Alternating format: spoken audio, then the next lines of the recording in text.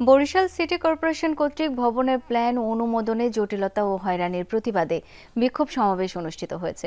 বেলা 11:30টায় নগরীর সদর রোড অশ্বিনী কুমার হলের সামনে বরিশাল নাগরিক অধিকার আন্দোলনের ব্যানারে এই সমাবেশ হয়। বক্তারা বলেন, বরিশাল সিটি কর্পোরেশন ইমারত নির্মাণ বিধিমালা 1996-এর আওতায় প্ল্যান অনুমোদনের কথা বললেও তারা কেবল রাস্তার ক্ষেত্রে এই বিধিমালা অনুসরণ করে, অথচ প্ল্যান পাশের ফি সহ অন্যান্য বিষয়ে সিটি কর্পোরেশনের নিজস্ব নীতিমালা 2020 অনুসরণ করছে। এতে ভোগান্তিতে পড়ছেন নগরীর হাজারো বাসিন্দা।